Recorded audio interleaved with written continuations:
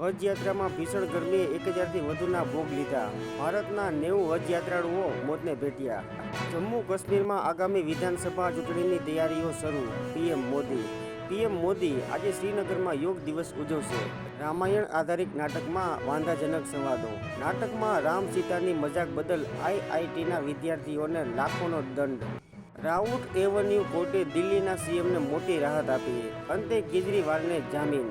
આજે તિહાર જેલમાંથી બહાર આવશે।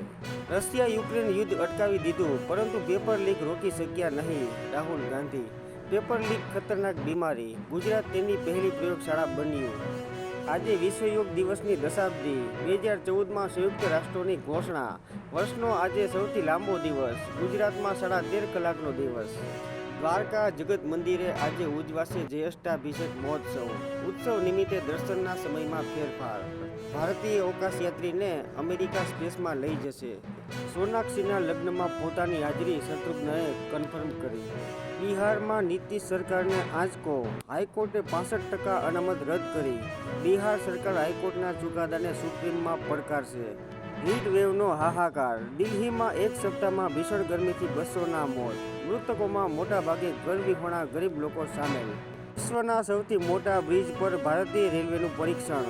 એફિલ ટાવર કરતાં 35 મીટર ઊંચા ચિનાબ રેલવે પુલ પર ટ્રેન દોડાવી।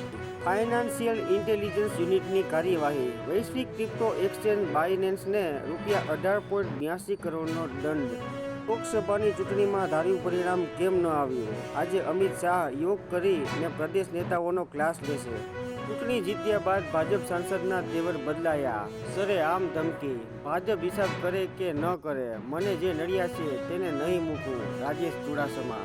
તમિલનાડુના કલ્લાકુરીચીમાં લઠ્ઠાકાંડ, 34 લોકોના મોત, સૌથી વધુ બીમાર। મિથેનોલ મિશ્રિત દારૂ વેચનારા 4 લોકોની ધરપકડ। જીવદયાના હેતુથી વર્ષો જૂની પરંપરાને અનુસરીને આજથી આદ્રા નક્ષત્ર, જૈન સમાજ કેરીનો ત્યાગ કરશે।